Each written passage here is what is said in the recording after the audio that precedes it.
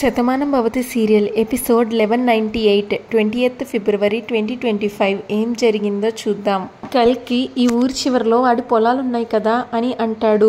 దానికి మురారి అక్కడి నుంచే మొదలు పెడదాం బావా, కనిపించాడంటే వాడి పనైపోయినట్టే అంటూ గన్ను చూస్తాడు మురారి.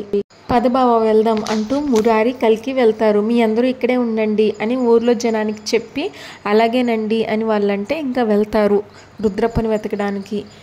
జయానేమో నేను రాధా అక్కడికి వస్తామని ఆ రుద్రప్ప ఎదురు చూస్తూ ఉంటాడు. ఈ విషయం వాడికి ఎలా చెప్పాలి అని ఆలోచిస్తుంది జయ. ఇంటి చుట్టూతా ఊరి జనం కర్రలు పట్టుకొని నుంచుంటారు. అమ్మగారు మీరు లోపలికి వెళ్ళండి అమ్మా అంటే భువనేశ్వరి, సత్య, భాను, జయ ఇంట్లోకి వెళ్ళిపోతారు. రుద్రప్ప రాధా జయ కోసం వెయిట్ చేస్తూ సిగరెట్ తాగుతూ ఉంటాడు. అప్పుడు తన పిఏ, మీ వల్ల మురారి కుటుంబానికి హాని కలుగుతుందో లేదో తెలియదు, కానీ మీరు ఇలా ఆగకుండా సిగరెట్లు కాలిస్తే మీ ఆరోగ్యానికి మాత్రం హాని కలుగుతుందండి. అయినా ఈ నగరానికి ఏమైంది అని ఎన్నిసార్లు యాడ్ చూడలేదు. అది తెలుసుకొని కూడా ఇలా మీరు సిగరెట్లు కాలుస్తున్నారంటే మీ తెలివిని ఏమనుకోవాలి అని అడుగుతాడు తన పిఏ. అప్పుడు రుద్రప్ప, ఒరే ఏదైనా అద్భుతం జరిగేటప్పుడు మనిషి చాలా టెన్షన్గా ఉంటాడురా, అప్పుడు ఏదో ఒకటి చెయ్యాలి. నేనేమో సిగరెట్ కాలుస్తున్నా, ఈ సిగరెట్ ఆనందం కోసం కాదురా, ఆ కుటుంబాన్ని కూడా ఈ సిగరెట్ లాగే కాల్చి బూడిద చేయాలి అన్న ఆవేశంతో ఈ సిగరెట్ కాలుస్తున్నా అని రుద్రప్ప చెప్తే తన పియ్యే, మీరు ఆవేశంలో అన్ని నిర్ణయాలు తీసుకుంటున్నారు. మీరు ఊరి మనిషి రుద్రప్ప కాదు, ఈ ఊరు మొత్తానికి శత్రువు రుద్రప్ప. ఆ కుటుంబం మీద ఈగ వాలితే ఊరంతా ఒక్కటైపోతుంది. అలాంటిది మీరు వాళ్ళనే చంపడానికి ప్లాన్ చేస్తున్నారు. ఎందుకైనా మంచిది ఒకసారి ఆలోచించండి. పగతో ఉన్న జయప్రద గారు మీతో చేకలిపితే ఆమెను కూడా చంపేస్తా అని అంటున్నారు. కీడెంచి మేలంచాలి అంటారు. మరోసారి ఈ సంగతి గురించి ఆలోచించండి అంటే రుద్రప్ప ఒక్కరుపరుస్తాడు వాళ్ళ పియ్య మీద. ఏయ్ అని చనువిచ్చాను కదా అని నాకే నీతులు చెప్పాలనుకుంటే నేను చేసే మర్డర్లో ఇంకో సంఖ్య పెరుగుతుంది. నోరు అదుపులో పెట్టుకుంటే నీ ప్రాణం నీ ఒంట్లో ఉంటుంది అంటూ బెదిరిస్తాడు రుద్రప్ప. ఇలా నన్ను ఇరిటేట్ చేసేలాగా మాట్లాడితే నీ లెక్క జనాభా లెక్కల్లో లేకుండా పోతుంది అంటూ సిగరెట్ కాలుస్తూ తిడతాడు తన పియ్యని. ఇంకా కల్కి మురారి రుద్రప్ప పొలంలోకి వెళ్తారు.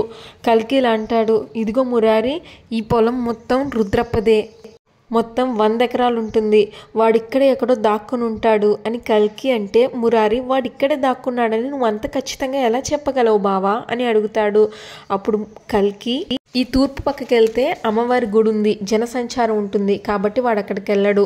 ఈ పడమర పక్కనకి వెళ్తే జనసంచారం ఉంటుంది, ఊరు వస్తుంది కాబట్టి వాడు అటు వెళ్ళడు. ఈ దక్షిణం పక్కన అయితే దట్టంగా చెట్లున్నాయి కాబట్టి వాడు ఖచ్చితంగా అక్కడే ఉండొచ్చు అని కల్కి అంటాడు. ఎందుకంటే వాడి భార్య అమ్మకానికి పెట్టిన పొలం కూడా అదే, అది తన పేరు మీద ఉందని ఎవ్వరికి అనుమానం రాదని ఖచ్చితంగా వాడు అక్కడే ఉంటాడు అని కల్కి అంటాడు. అప్పుడు మురారి, నిజమే బావా, వాడు ఎవరికి అనుమానం రాకుండా ఖచ్చితంగా దాక్కునే ఉంటాడు అక్కడే అని అంటాడు.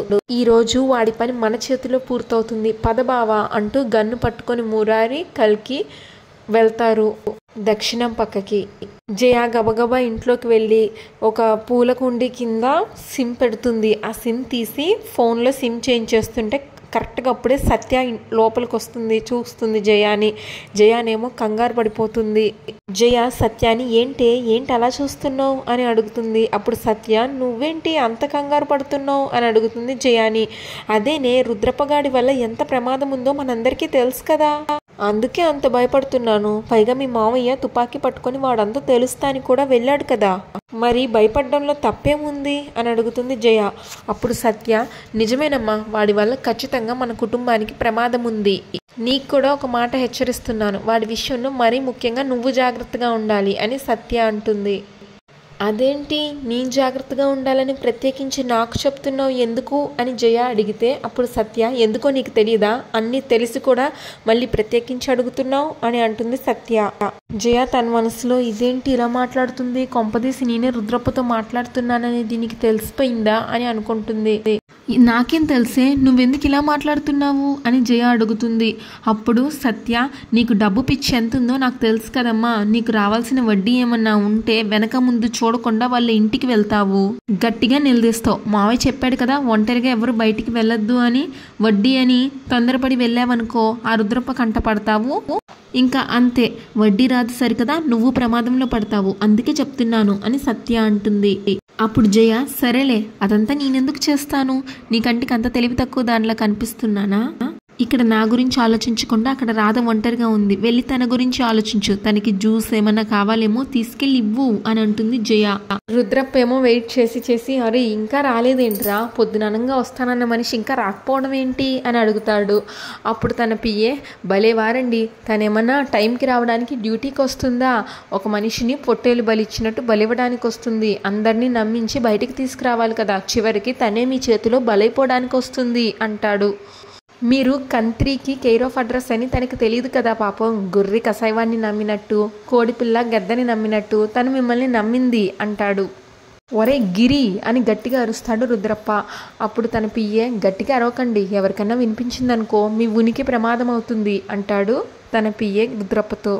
సత్య జయతో, పర్వాలేదమ్మా, ఈ మధ్య నీకు రాధ మీద ప్రేమ బాగానే పెరిగింది అని అడిగితే దానికి జయ, ఎప్పుడు మనుషులు అలానే ఉంటారా, మారరా, నువ్వే నన్ను అన్ని మాటలు అంటుంటే నాకెందుకు అని చెప్పి నేను మారాను, సరే నువ్వు వెళ్ళు, రాధకి ఏం కావాలో చూసుకో వెళ్ళు అంటుంది జయ. సత్య అక్కడి నుంచి వెళ్ళిపోతుంది. అప్పుడు రుద్రప్ప పియ్యే, అయినా ఇంతసేపు వెయిట్ చేయకపోతే మీరే ఒకసారి కాల్ చేయొచ్చు కదా అని అంటాడు. అప్పుడు రుద్రప్ప, ఆ జయ మనం అనుకున్నంత తిక్కలది కాదురా, తన ఫోన్ నుంచి చేస్తే ఎవరికైనా అనుమానం వస్తుందని వేరే సిమ్ కార్డు పెట్టి వేరే నెంబర్ నుంచి చేస్తుంది, నాకు ఫోన్ చేసేటప్పుడు మాత్రమే ఆ నెంబర్ వాడుతుంది, తరువాత ఆ నెంబర్ తీసేస్తుంది, అట్నుంచి ఫోన్ రావడమే కానీ ఇట్నుంచి చేసే ఆప్షన్ లేదు అని రుద్రప్ప అంటాడు. రుద్రప్పకి జయ కాల్ చేస్తుంది. అప్పుడు రుద్రప్ప, ఏంటి జయ ఇంకా రాధని తీసుకురాలేదేంటి, అసలు ఎప్పటి నుంచి ఎదురు చూస్తున్నానో తెలుసా నీకు, ఆ రాధని నా కత్తికి బలివ్వాలని నా మనసు తహతహలాడుతుంది తెలుసా అని రుద్రప్ప అంటాడు. అప్పుడు జయ, నీకోసం అని మురారి మా ఆయన అక్కడికి వస్తున్నారు, ఆ విషయం నీకు తెలుసా అని జయ అడుగుతుంది. ఏంటి జయప్రద నువ్వనేది అని కంగారు పడతాడు రుద్రప్ప. అప్పుడు జయ, ఇప్పుడు నీకు అన్ని చెప్పేంత సమయం నాకు లేదు, ఊర్లోకి నువ్వు వచ్చావని ఊరంతా తెలిసిపోయింది, గన్ను పట్టుకొని మురారి బయలుదేరాడు నిన్ను చంపడానికి అని అంటుంది జయప్రద. నిన్ను కనిపెట్టడం వాళ్ళకి పెద్ద కష్టమేమీ కాదు, ముందు అక్కడి నుంచి పారిపో, లేదా నా తమ్ముడు తుపాకీకి నువ్వు బలైపోతావు అని అంటుంది జయప్రద. అప్పుడు రుద్రప్ప, ఒరే గిరి, కథ అడ్డం తిరిగిందిరా, మురారి నన్ను వెతుక్కుంటూ చంపడానికి ఇక్కడికి వస్తున్నాడంట, ముందు మనం పారిపోవాలి, పద పద అని పరుగులు పెడతారు. రౌడీలు, రుద్రప్ప, గిరి అందరూ పరిగెడుతూ ఉంటారు. రుద్రప్ప వాళ్ళు పరిగెడతారు. కరెక్ట్గా మురారి, కల్కి రుద్రప్ప అప్పటి వరకు ఉన్న ప్లేస్కి వస్తారు. కానీ రుద్రప్ప వాళ్ళు అప్పుడే పారిపోవడంతో అక్కడ ఉండరు. రుద్రప్ప కాల్చిన సిగరెట్లు పెద్ద కుప్ప ఉంటాయి అక్కడ ఉండడు రుద్రప్ప. అప్పుడు కల్కి ఆ సిగరెట్లు చూస్తాడు. ఒక సిగరెట్ ఇంకా కాలుతూ ఉంటుంది కింద. మురారి, ఇప్పటి వరకు వాళ్ళు ఇక్కడే ఉన్నారు, మనం వస్తున్నామని తెలిసి వాళ్ళు పారిపోయినట్టున్నారు, కావాలంటే చూడు అని ఆ వెలుగుతున్న సిగరెట్ని చూపిస్తాడు కల్కి. అప్పుడు మురారి చూసి, నిజమే బావా, కానీ మనం ఇక్కడికి వస్తున్నట్టు వాడికి ఎలా తెలిసింది అని మురారి అంటాడు. చాలా తెలివిగా తప్పించుకున్నాడు, పద వెతుకుదాం అని వెళ్తాడు మురారి, కల్కి. కానీ రుద్రప్ప అప్పటికే ఊరు నుంచి బయటికి పరిగెత్తుకుంటూ వచ్చేస్తాడు. మరో పక్కన నీలిమ ఒక డాక్టర్ని కలుస్తుంది. వెళ్ళి డాక్టర్ ఏదో రాసుకుంటూ ఉంటుంది.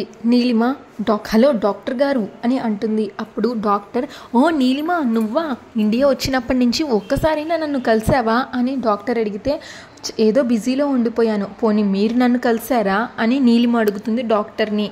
అప్పుడు తన ఫ్రెండ్ డాక్టర్ అంటే 24/7 సర్వీస్, ఎప్పుడు ఏ కేసు వస్తుందో, ఏ ఎమర్జెన్సీ వస్తుందో, ఏ ఫోన్ కాల్ వస్తుందో తెలీదు.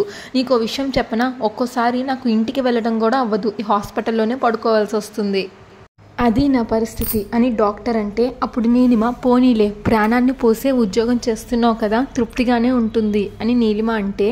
అప్పుడు ఆ డాక్టర్, ఏంటి కొత్తగా మాట్లాడుతున్నావు, ఇదంతా పెళ్లి కాబోతున్న మహత్యమేనా, ఇది వరకు ఒక్క మాట మాట్లాడామంటే దానికి 10 మాటలు సమాధానం వచ్చేది, ఇప్పుడు 10 మాటలు మాట్లాడితే ఒక్క చిన్న సమాధానం చెప్పి మిగతాదంతా నవ్వుతోనే సమాధానం ఇచ్చేస్తున్నావు అంటుంది ఆ డాక్టర్ నీలిమని చూస్తూ. నీ కాబోయే శ్రీవారు నిన్ను బాగానే మార్చేశాడు, అయినా ఏంటి ఇంత సడన్గా వచ్చావు, పెళ్ళికి పిలవడానికా అని డాక్టర్ అడిగితే దానికి నీలిమ, పిలిస్తే కానీ రారా అంటుంది. అప్పుడు ఆ డాక్టర్, పిలవకపోతే నేనే వచ్చి పెళ్ళికి ఎందుకు పిలవలేదు అని గొడవ పడి పెళ్లి భోజనం చేసి మరీ వస్తా అంటుంది. అప్పుడు నీలిమ, నాకు తెలుసు, కానీ నేను ఇప్పుడు వచ్చింది పెళ్ళికి పిలవడానికి కాదు. ఈ మధ్య టెన్షన్ పడుతున్నాను, మెంటల్గా చాలా టెన్షన్ పడుతున్నాను, అస్సలు నిద్ర పట్టడం లేదు. అందుకే నిద్ర పట్టడానికి ఏమన్నా ట్యాబ్లెట్స్ ఇస్తావేమో అడగడానికి వచ్చాను అని నీలిమ అంటే అప్పుడు డాక్టర్ అంతేనా, పెళ్ళి ముందు ఉంటే ఎవరికైనా నిద్ర పట్టదు. ఎందుకంటే శ్రీవారి గురించి ఆలోచిస్తూ ఉంటావు కదా, పెళ్ళైన తర్వాత ఎలా ఉంటారు అని తలుచుకుంటూ ఉంటే నిద్రలా పడుతుంది. దాన్ని మెంటల్ టెన్షన్ అనరు, తీపి ఊహలు అంటారు అని ఆ డాక్టర్ అంటే అప్పుడు నీలిమ మీరనుకుంటున్నట్టుగా నేనేమీ ఊహించుకోవడం లేదు, నాకుండే టెన్షన్స్ నాకు చాలా ఉన్నాయి.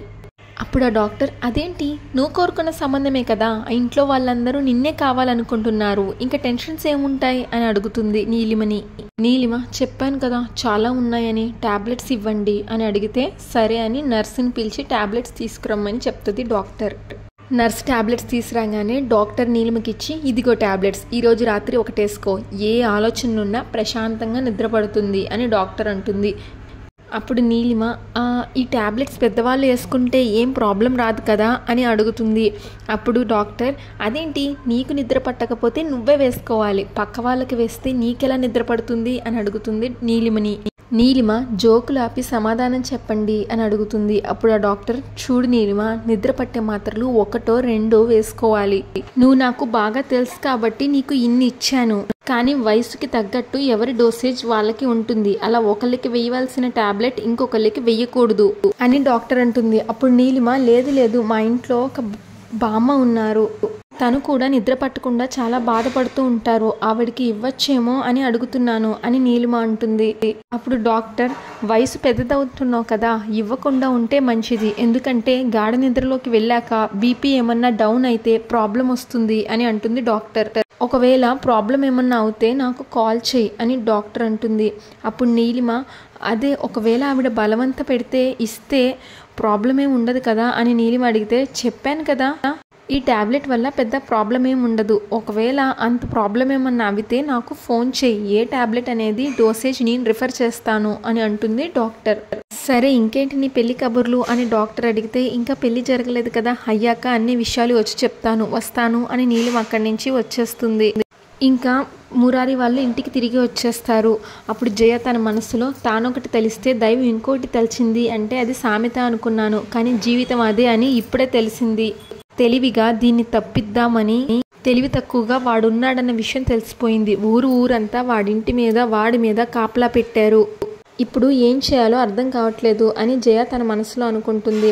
అప్పుడు భువనేశ్వరి కిట్టయ్య ఎన్నో ఏళ్లగా తరతరాలుగా ఈ ఊర్లో కుల మత భేదాలు లేకుండా, పగలు ప్రతీకారాలు లేకుండా, తారతమ్యాలు లేకుండా అందరం ఎంత సామరస్యంగా కలిసి ఉండే వాళ్ళం, ఊరికి మనం ఉన్నాము అనేది ధైర్యం అయితే ఈ ఊరు మన వెనుకున్నది అన్నది మన బలం. అలాంటి ఈ ఊరిలో పచ్చని చేలో కలుపు మొక్కలాగా వాడు వచ్చాడు, అధికార దాహానికి మన ఇంటిని బలిపెట్టి ఈ ఊరికి మనశ్శాంతి లేకుండా చేయాలి అనుకున్నాడు. అప్పుడు సత్య అవునమ్మమ్మ, వాడి కుతంత్రాన్ని మనం కనిపెట్టలేకపోయినా రాధ కనిపెట్టగలిగింది కదా, అప్పుడే కదా వాడి బతుకు జైలు పాలైంది అని సత్య అంటుంది. మురారి అలా చేస్తే వాడిలో మార్పు వస్తుంది అనుకున్నాను, కానీ ఇప్పుడే కదా వాడిలో మరింత కుళ్ళు కుతంత్రం పెరిగింది అని అంటాడు.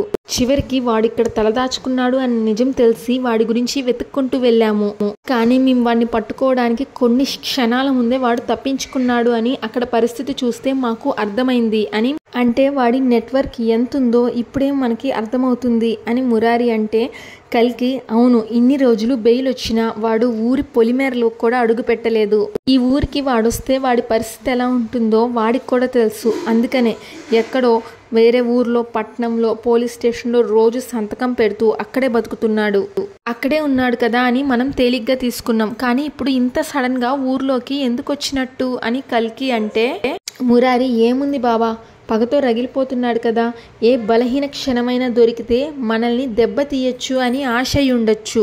అప్పుడు భువనేశ్వరి ఆ ఆశతోనే వాడింత దూరం వచ్చాడు అంటే నాకెందుకో నమ్మబుద్ధి కావట్లేదు కిట్టయ్య, ఖచ్చితంగా వాడికి ఇక్కడ ఈ ఊర్లో ఎవరో సహాయం చేస్తున్నారు, ఇక్కడ విషయాలు ప్రతి ఒక్కటి వాడికి అందిస్తున్నారు అని భువనేశ్వరి అంటే సత్య అదేంటమ్మమ్మ, మన ఊర్లో మనకి తెలియకుండా ఎవరు చెప్పుంటారు, అందరూ మనల్ని అభిమానించే వాళ్ళు కదా, అందుకే కదా వాడు ఊర్లోకి వచ్చాడు అని తెలియగానే ఊరంతా మనకి కాపలా వచ్చింది అని సత్య అంటుంది. అప్పుడు మురారి, అమ్మ అందరూ మన వాళ్ళే అమ్మ, కానీ ఎవరో ఒక్కరు మాత్రం వాడి వైపు ఉన్నారు, వాడికి సహాయం చేస్తున్నారు, అది ఎవరో ఖచ్చితంగా మనం తెలుసుకోవాలి. అప్పుడు భాను, అయినా ఒక కుటుంబాన్ని నాశనం చేయాలి అనుకుంటే వాళ్ళు మనుషులు ఎలా అవుతారు? మంచి మనస్సు ఉంటే అందరూ దగ్గరవుతారు. ఈ విషయాన్ని వాడు తెలుసుకోలేకపోయాడు. అలాంటి వాళ్ళకి సహాయం చేసే వాళ్ళు ఉన్నారు అంటే వాళ్ళని ఏమనాలో కూడా అర్థం కావట్లేదు అని భాను అంటుంది. అప్పుడు జయప్రద తన మనసులో, ఈ ఇంటి మనిషిగా నేను వాడికి సహాయం చేయాల్సిన పరిస్థితి నువ్వే నాకు కల్పించావు రాధా. నేను నిన్ను ఎన్ని విధాలుగా బయటికి పంపించాలని ప్రయత్నించినా అవేమీ కుదరడం లేదు. తెలివిగా వాడి సహాయం తీసుకుందాం అనుకున్నాను, కానీ ఇలా అందరి ముందు దొరికిపోతామని మాత్రం అనుకోలేదు అని జయ తన మనసులో అనుకుంటుంది. అప్పుడు సత్య, ఇప్పుడు నాకు అర్థమైంది, వాడు ఇదే టైంలో ఇక్కడికి ఎందుకు వచ్చాడో ఇప్పుడు నాకు పూర్తిగా తెలిసింది అని అంటుంది. ఏంటి సత్య అది అని భువనేశ్వరి అడిగితే అప్పుడు సత్య, అమ్మమ్మ కొంచెం ప్రాక్టికల్గా ఆలోచించు, రాధకి డెలివరీ టైం అని అందరికీ తెలుసు, ఎవరో వాడికి ఈ విషయం చెప్పుంటారు. ఖచ్చితంగా రాధని మావయ్య పట్టణంలోని హాస్పిటల్కి తీసుకెళ్తాడని వాడికి తెలుసు, మావయ్య ఊర్లో ఉండడు అని తెలిసి వాడిక్కడికి వచ్చుంటాడు అని సత్య అంటుంది. అప్పుడు భువనేశ్వరి, నువ్వు చెప్పింది నిజమే సత్య, అమాయకంగా మాట్లాడినా కరెక్టే చెప్పావు అని భువనేశ్వరి అంటుంది. మురారి కూడా, నిజమే సత్య నువ్వు చెప్పింది, నేను ఊర్లో ఉండకపోతే బలం తక్కువగా ఉంటుంది, నేను లేని టైం చూసి ఇంటి మీద అటాక్ చేస్తే వాడు అనుకున్నది సాధించవచ్చు అని అనుకొని ఉంటాడు, ఖచ్చితంగా వాడు అదే ప్లాన్తో వచ్చుంటాడు అని మురారి అంటాడు. అసలు ఇక్కడి విషయాలు వాడికి చేరవేస్తున్న వాళ్ళని ముందు కనిపెట్టాలి, అప్పుడు వాడు అంత చూడాలి అని మురారి అంటే అప్పుడు కల్కి తిన్నింటి వాసాలను లెక్కెట్టే వాళ్ళని, ఉన్న ఊరిని వెన్నుపోటు పొడిచే వాళ్ళని ఎప్పటికీ క్షమించకూడదు అని కల్కి అంటాడు. అలాంటి వాళ్ళని పంచాయతీలో నిలబెట్టి కొరడాతో కొట్టి చర్మం ఒలిచేయాలి అని కల్కి అంటే జయప్రద కంగారు పడుతుంది. మరోపక్క భువనేశ్వరి ఏమో, కొట్టి వదిలేస్తే వాళ్ళకి బుద్ధి రాదు, ఇలాంటి వాళ్ళకి సరైన గురపాఠం ఏంటంటే ఊరి నుంచి వాళ్ళని వెలివేయాలి, వాడింట్లోనే నిలువ నీడ లేకుండా చేయాలి, జీవితాంతం జైల్లో ఉండి చెప్పకూడు తినేలాగా చేయాలి అని భువనేశ్వరి అంటుంటే జయప్రద తెగ కంగారు పడిపోతూ ఉంటుంది. భువనేశ్వరి, చెప్పాను కదా, అలాంటి వాళ్ళు ఏ ఇంట్లో ఉన్నా సరే మెడ పట్టుకుని బయటికి గెంటేసి కటకటాలు పాలు చెయ్యకపోతే నా పేరు భువనేశ్వరియే కాదు అని అంటుంది. అంతటితో ఎపిసోడ్ పూర్తయిపోతుంది. ఇంకా నెక్స్ట్ ఎపిసోడ్ ప్రోమోలో భువనేశ్వరి జయాని చెంపదెబ్బ కొడుతుంది. భువనేశ్వరి జయతో, నువ్వు నా కడుపున చెడబుట్టావే, కూతురు అంటే ఇంటికి లక్ష్మీదేవి అనుకున్నాను, కానీ నువ్వు నా ఇంటికి జ్యేష్ఠాదేవిలా తయారయ్యావు అని తిడుతుంది జయాని భువనేశ్వరి. ఇక నీకు ఈ ఇంట్లో స్థానం లేదు, బయటికి వెళ్ళిపో అని భువనేశ్వరి అంటే అప్పుడు జయ ఏడుస్తూ, తమ్ముడు నువ్వైనా నన్ను క్షమించు అని అంటుంది. మురారి, కడుపుతో ఉన్న రాధ ప్రాణాలు తీయాలి అని ప్రయత్నించావు, అలాంటి నిన్ను నేను క్షమించాలా అని అంటాడు మురారి. నీకు ఇంట్లో ఉండే అర్హత లేదు, పో బయటికి అంటూ భువనేశ్వరి మెడ పట్టుకొని బయటికి గెంటేస్తుంది జయాని అని. Shatamanam Bhavati serial regular update కోసం మా ఛానల్ని సబ్స్క్రైబ్ చేసుకోండి. ఈ ఎపిసోడ్ పైన మీ ఒపీనియన్ని కామెంట్ చేయండి. Thanks for watching.